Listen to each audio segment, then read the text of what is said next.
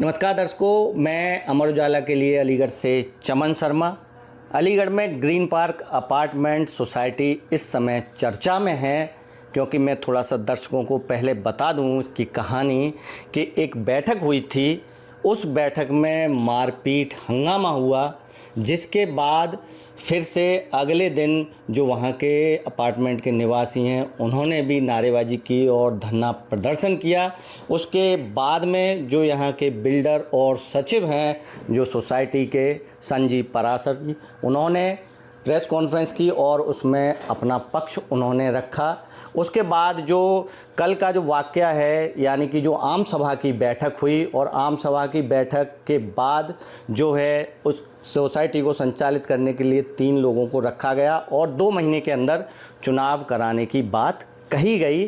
तो उसमें जो है जो बिल्डर हैं और जो सोसाइटी के सचिव हैं संजीव पराशर, उनका जो व्यू था वह सामने नहीं आ पाया था। तो आज मेरे साथ में हैं ग्रीन पार्क अपार्टमेंट के बिल्डर संजीव पराशर जी।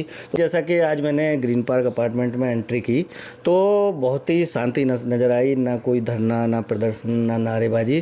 तो आखिर ऐसा कैसे है? तो थोड़ा सा देखिए, इसका मैं कारण ग्रीन पार्क अपार्टमेंट वासी और हमारे अलीगढ़ शहर के एसएसपी साहब, कप्तान साहब को देता हूं, क्योंकि अभी तक धरना प्रदर्शन नारेबाजी केवल एक बात पर चल रही थी कि संजीव पराशर को गिरफ्तार करो, उनके बच्चों को गिरफ्तार करो, यही बात थी। और मैं कहता था जांच करो, जांच करो। तो मैं एसएसपी साहब से मिला और मैंने उनसे कहा कि सर, एक कमरे में बंद घटना हुई, उस घटना में सीसीटीवी कैमरे की फुटेज है जी, पक्ष और विपक्ष की दोनों की तहरीर हैं जी, 21 लोग उस कमरे में बैठे हुए हैं, 21 लोगों के बयान, सीसीटीवी फुटेज और दोनों की तहरीर, ये जहां भी इशारा करती हैं वही सच है। तो उन्हें मेरी बात समझ करके उन्होंने सुना। मुझे सबसे बड़ी खुशी हुई कि एक आम आदमी, मैं आम आदमी मानता हूं अपना, मैं किसी सिफारिश से नहीं गया था, नॉर्मल गया था। उन्होंने मेरे को कहा कि ठीक है, आपकी बात सुनी जाएगी। और दूसरे दिन ही मेरे पास फ़ोन आता है कि एसपी सिटी साहब जांच करने आ रहे हैं। मेरे को बहुत धन्यवाद देना चाहता हूँ, एसपी सिटी साहब आए, वो बेचारे 2.5 घंटे तक हम लोगों से बात करी और इसी बिंदुओं पे बात करी, तीनों जो मैं चाहता था। और उस बिंदुओं में यही बिंदु थे कि क्या कुर्सी फेंकी गई थी या कुर्सी रखी गई थी, क्या मारी गई थी, नहीं मारी गई थी, क्या ईशान पाराशर ने किसको मारा, उसने किसको मारा, क्या पाराशर ने बीच बचाव किया या उसने मारा, कौन बाहरी लोग थे। उन्होंने बड़ी बारीकी से निरीक्षण किया। अब उन्होंने क्या निर्णय लिया, उस किस नतीजे में पहुंचे, उन चारों चीज़ों को देख करके यह तो अभी वक्त बताएगा और जांच का विषय चल रहा है जी। लेकिन हम उस बात से संतुष्ट हैं कि हमारी जो बात सुनी गई। दूसरा पक्ष भी इस बात से शांत हो गया कि बात गिरफ्तारी की नहीं है, पहले जांच की है। जी, जी। तो जांच हुई और वो काम हुआ, सभी लोगों को पसंद आया। पूरे ग्रीन पार्क अपार्टमेंट के लोगों ने उस बात की तारीफ करी और सभी खुशी खुशी अपने घर चले गए और जांच का इंतजार कर रहे हैं। अभी शांति है और ऐसे ही रहेगी और हमें उम्मीद है कि जो भी बात होगी, जो भी जैसा फैसला होगा वो न्यायप्रिय होगा और इन चारों बातों को ध्यान में रखते हुए होगा। आम सभा की बैठक हुई तो उसमें डिसाइड हो गया कि 2 महीने के अंदर चुनाव कराने हैं। तो क्या इससे अब ये जो मामला था इसका पटाक्षेप हो गया और शांति हो गई? हाँ, इसमें मैं कहना चाहूँगा कि कल एक तो आप लोगों को कुछ बता नहीं पाया, बाइट्स नहीं दे पाया, क्योंकि कल मैं बीमार हो गया था और हॉस्पिटलाइज हो गया था।